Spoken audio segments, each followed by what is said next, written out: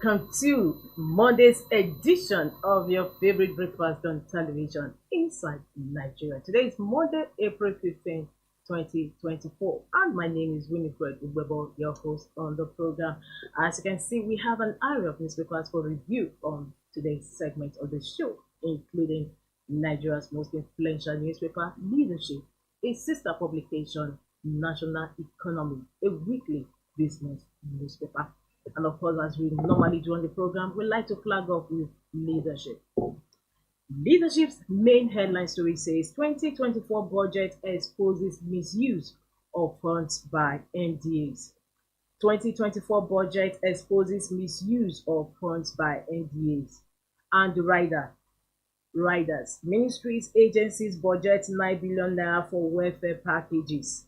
Budget office alone amounts 920 billion naira for miscellaneous. And of course, leadership has illustrations beneath the headline story,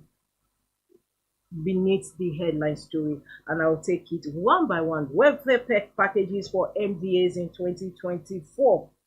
We have 285 million naira budgetary allocation by the Federal Ministry of Health and Social Welfare for welfare in the 2024 budget. We have 9 billion naira for 15 ministries including the presidency and their associated agencies have allocated a staggering 9 billion naira for welfare packages. We have 920 billion naira. Budget office alone amounts 920 billion naira for miscellaneous. 46 billion naira, over 46 billion naira amount for vague miscellaneous expenses across the board. The presidency alone allocated sum of 1.57 billion naira in the 2024 budget for welfare packages. The Federal Ministry of Environment budgeted a total sum of 301 million naira for welfare packages in 2024. The Ministry of Budget and Economic Planning allocated 371 million naira for staff welfare. Federal Ministry of Finance and 4 agencies under its supervision have concluded plans to spend 655 million naira on welfare package. The Ministry of Steel Development budgeted a total of 62.38 million naira as welfare in the 2024 Appropriation Act. The Ministry of Solid Minerals Development has a total budget of 126.37 million naira for welfare. The sum of 251.419 million naira was allocated for miscellaneous and welfare packages to the Ministry of Women Affairs and her agency, National Center for Women's Development. And the Federal Ministry of Agriculture and Food Security has earmarked sum of 327 million naira for welfare packages in the 2024 approved budget. And of course, just like state governors and security vote, these welfare money are actually vague and not accounted for. This is the main headline story by Leadership newspaper today, Monday, April 15, 2024. 2024 budget exposes misuse of funds by MDAs. Of course, we have other leading stories on the cover today. Let's go there. NNPP tax federal government on Chibok girls save schools. Iran-Israel face-off, implications grave, experts warn. Uneasy calm in Kano over plan to arraign Kaduje, the former governor. Why I am running for PDP chairman, Suswan. And above this, we move gradually to the masthead. Senate caucus rejects call for PDP chairman's resignation. And on the business bus, more foreign airlines lower Lagos-London route fares. Above the masthead of leadership, Northern governors mourn Ogbonaya Onu. And EFCC says how we recover 32.7 billion naira, $445,000 from humanitarian ministry. The story runs on page 7 of leadership. And of course, with that, we move to the page 3 of the paper, where we have our stand. The stand today is on the police and crime statistics.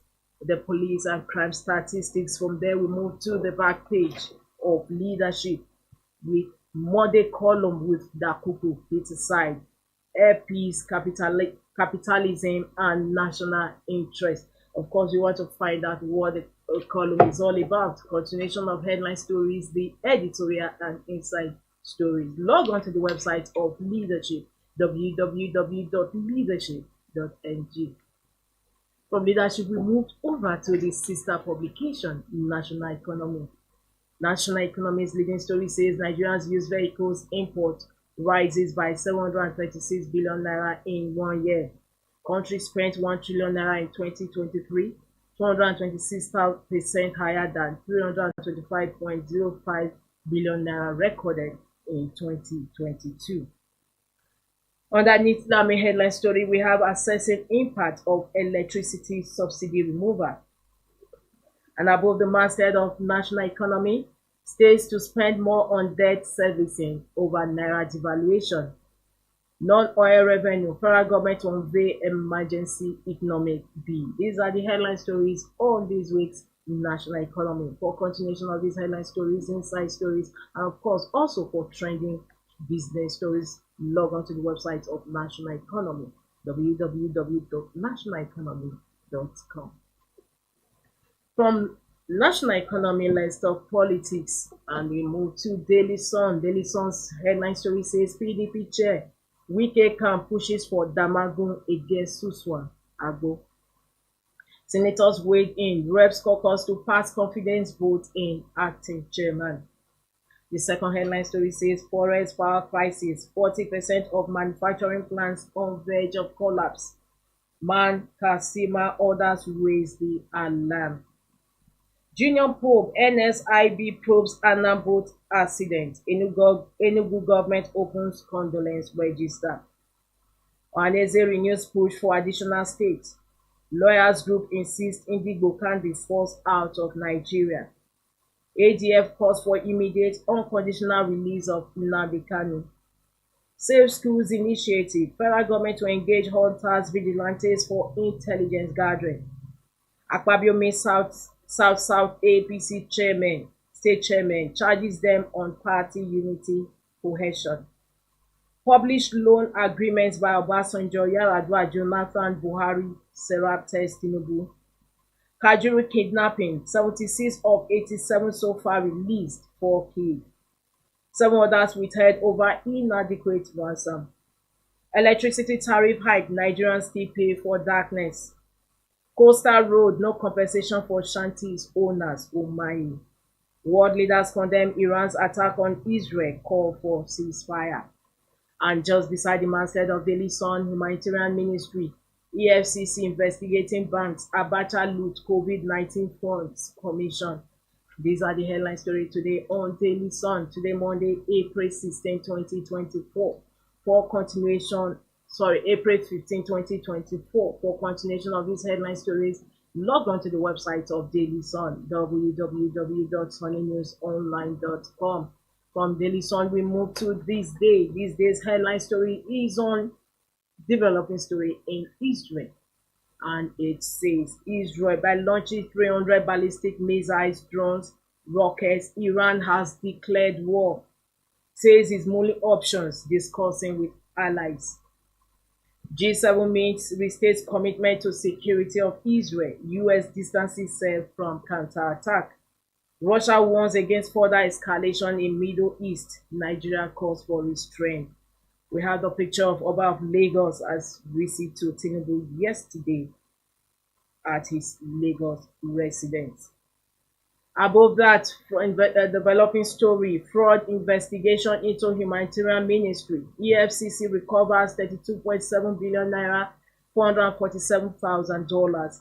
Pros grabbed in World Bank loan. Abacha loot COVID-19 celebrities abusing naira. These are the headline stories on this day. Of course, the story emanated from EFCC yesterday. Above that, APC must retain Ondo Southwest State. Sanwo-Olu admonishes fellow governors. The story runs on page 42 of This Day. And above the masthead of This Day, power theft, destruction of electricity facilities now carry 3 years imprisonment. NEC lists timelines for feasting customers' complaints. Power tariff hike absorbed, say electricity workers.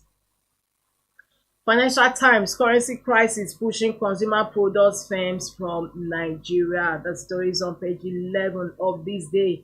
Financial Times: currency crisis pushing consumer products firms from Nigeria. For continuation of these headline stories, log on to the website of This Day, www.thisdaylive.com. And from this day, we have the last paper on our menu before the second segment of the show commences, and that is The Nation. The Nation's leading story says EFCC will try bank CEOs over COVID funds, World Bank loans. Agency recovers 32.7 billion naira, $445,000 from Humanitarian Affairs Ministry officials. These are the headline stories today. And underneath that, we have inflation records marginal rise at close of first quarter. Abductors of former Benue's chief of staff's wife may demand 100 million ransom. I'll take that again. Abductors of former Benue chief of staff's wife made demand 100 million naira ransom. So unfortunate. Expectant mom, two others arrested for keeping 3.2 million naira counterfeit cash. LNG supply: share tables claims against Venture Global. NLNG faces arbitration hurdles.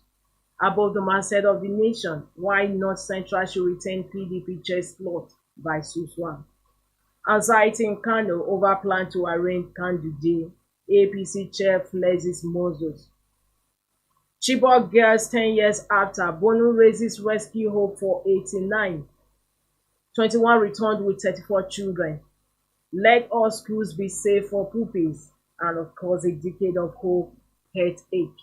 These riders under Chibok girls 10 years after. And of course, that also concludes the front page stories review on The Nation this Monday. And of course, that also draws to a close the first segment of this program. My name is Winifred Weber. Don't go away. We have our guest, our modern guest in the house to shed more light on some of the headline stories. Stay tuned for the second part of the program. Be part of our brand.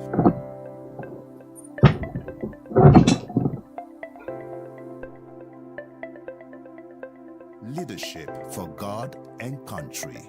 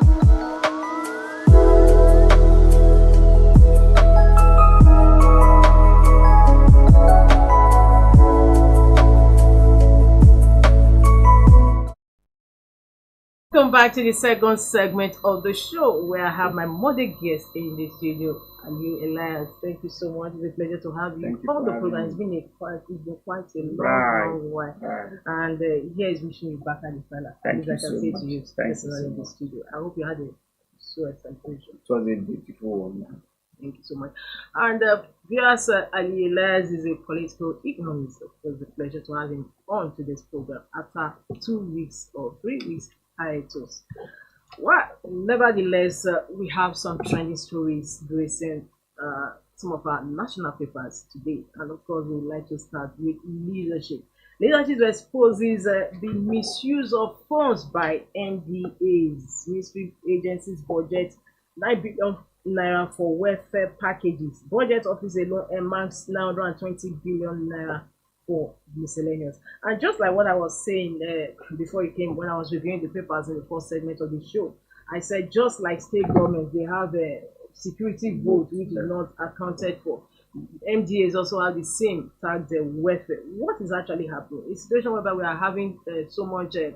The nation is so much indebted to tune of over 9 trillion naira and 97 trillion. 97 trillion naira thereby. We are still having this misuse of funds, so to speak. Right. I think it's not bad to have a welfare package for staff, Okay. but the problem is Yeah, that for who is staff. managing it? You know, what is the budgetary plan for it? Is it transparent enough? That's the question. So, and you understand federal government that at every budget, there's always a particular interest. Yes. You could even see National Assembly where they say they will say thank you to your phone, or there's a way Yeah, the Senate Senate president. president says, there's a way he puts it that we will say we're happy holiday or something to us, and that's how it's happening at every level. And like I always say, how many is this civil servant across the whole? If you add federal government, state government, I'm not sure they up to 10 million. So at the expense of about 190 million Nigerians. So this is why we always have, and that's why if you look at our budget, And this it has components. sorry, if you just before you continue, and within this 10 million sold to festivals is where this corruption takes Right, that's what I want to say. That if you look at our budget, we have we have capital expenditure, we have current or recurrent recurrent expenditure, then we have capital. If you look at it very very well, what actually going to servicing this civil servant is about 10 trillion. But what we actually using for capital expenditure, because it is in this capital expenditure that non-civil servant is going to benefit, because social infrastructure, education, health, all these things are there. But the major chunk is actually going to this asset, and that's why we must prioritize what we. I recall during Governor Erufai in the state, he said, no, I cannot use everything for civil servant. There is need to consider what I mean by creating a road, education and health facilities. So these are what we should consider. And the thing is, this should be tackled right from budgetary process. It can't be after the budget you'll be talking about welfare package. But remember, it was during Buhari's time that this zero budgeting policy came into view, that you had to start from afresh, that the orders that he made on the ground were actually fraught with irregularities and corruption and were padded. And at the end of the day, dealing with this zero budgeting, we don't really get the best of it. I think it starts with leadership. If the leader, the president, wants to really make sure that they reduce these loopholes, I think it's very, very possible. Just for you to say, what have you expended last year? Can we see it? So you can now see the welfare package and what are you planning this year? You can now say, okay, how far have you used it? What did you use it for? And it's for who gives the approval. I think this is the best. But remember, once that money enters into that ministry, it's going to be shared. Because there's always a room to create different way of if not for training, to be for traveling, for one thing. There was something a few years ago, I saw some members of one particular agency that you didn't even expect. Most of them were taking themselves to France. They said they want to go and be part of one. That is how it is. It was a story then that was, because I myself was traveling. I said, no, it's the story that we have to do. Most everybody just go to France. But that's how they get their own package. They always want to create a program that will bring that package from one particular agency. Yes. So that's the thing. So what happens at the end of the day for this welfare money? Well, the fact just means that since it has been come to the forefront of the nation, I think we just monitor how they spend it, and they will account for it at the end of the day. And this will now affect the next budget, because the next budget has started very soon now. To the next budget, people start packaging, they start forwarding wording. So they should look at the welfare package in the consideration of the upcoming 2025 budgetary allocation. But is there any way can Nigeria actually have this a budget that is free from all these? Well, it's an ongoing concern. I don't think there's a perfect one in the whole world, but we just want to have a better nation. So going forward, the more we go, the more let's even appreciate people like Serap and all that always come to the front burner and say this is what. So if we have people like Serap, like also like Serap, like 10, keeping these governors on their toes, federal government on their toes, I think we will be seeing issues and their solution will be coming every now and then. Thank you so much. And from leadership, we just have to make it dash at the sister publication, National Economy.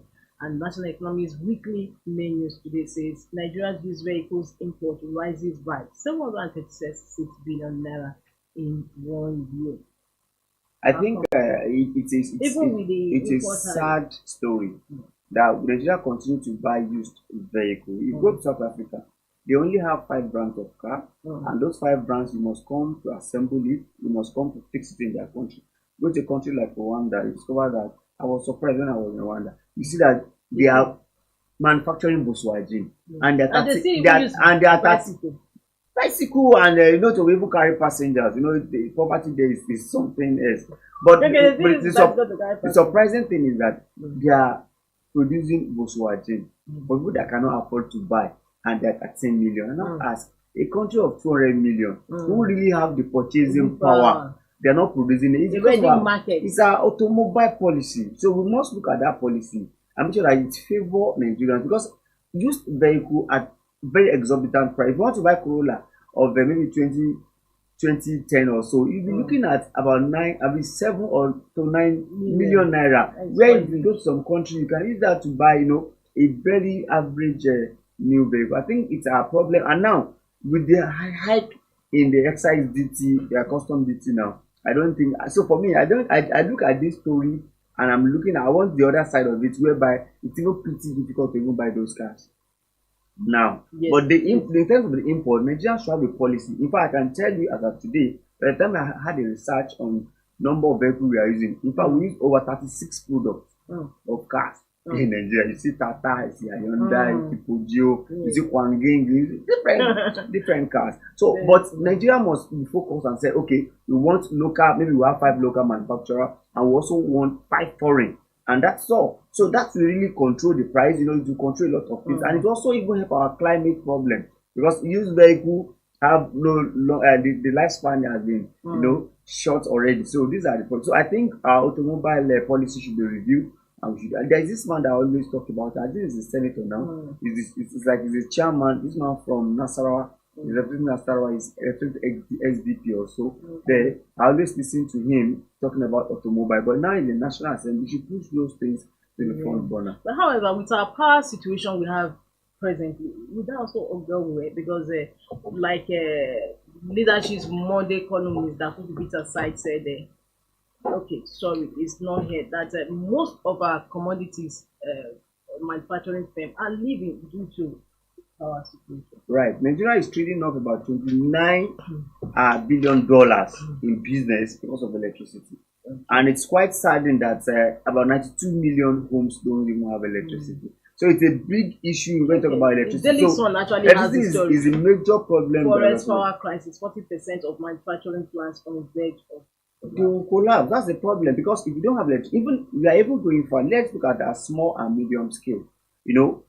85% of Nigerians are employed in that area, but they do not have electricity to really power their businesses. And even look at it now, the band A, band B issues are also arising again. So I can tell that it's pretty. So if you are bapping your head at 1,000 naira in the city center, you prepare to pay 2,500, because this person is going to buy electricity at that 258 or so per in what have you now. So it's a serious issue. So I think if Nigeria can solve the problem with electricity, it will have bring Nigeria forward, in fact, by a lot of a percentage. So I think that's the problem we have, and we should look at the solution very well. Another thing is that we have celebrated 10 years of privatization.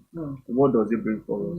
It's much more darkness than even electricity that we want. So it's a serious issue. I think we should review that policy, and we should do more of maybe customer-centric plan, because if you don't figure the user in your policy making, it becomes a problem. Because for me, our discourse just come with portfolio without any investment, because tell me the investment they are bringing into the sector. So I think it's issue of NERC, and issue of Ministry of Power, and issue of President Tinubu as it were now.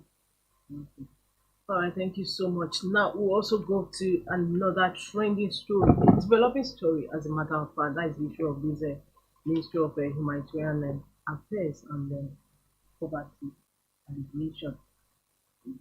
Of course, you've seen the breakback that has been happening to the extent that the suspended minister actually took BBC to court or threatened to take BBC to court on the story carried on his website.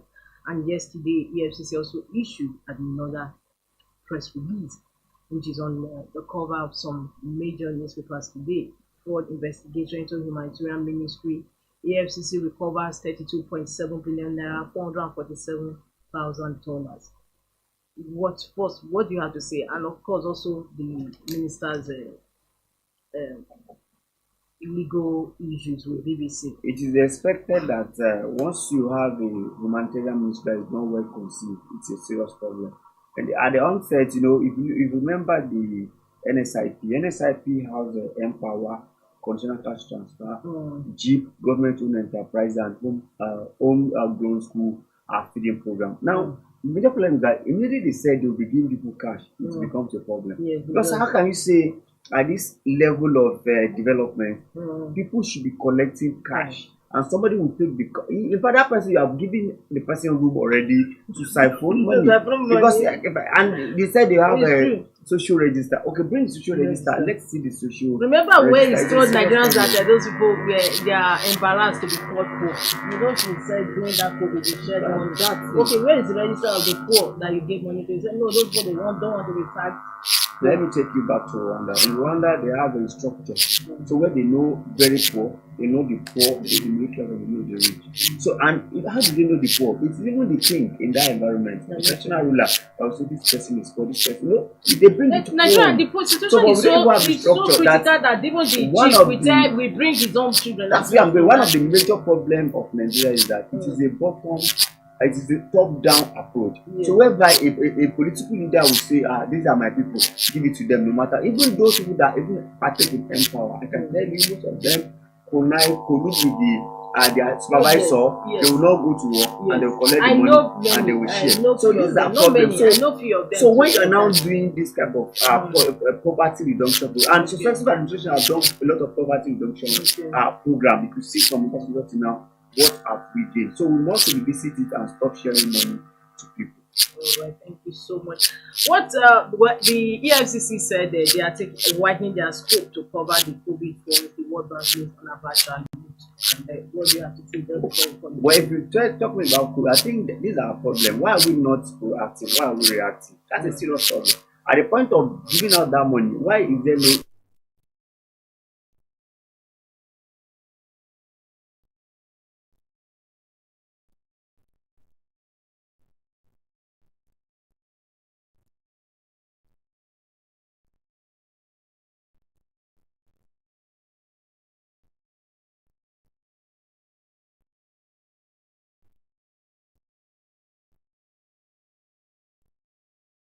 My name is Winnie for the as we've had pleasure of having you company, political economist, and don't see you for your way to tomorrow. Here's what you Thank you for watching. For sponsorship and advert placements, please contact 080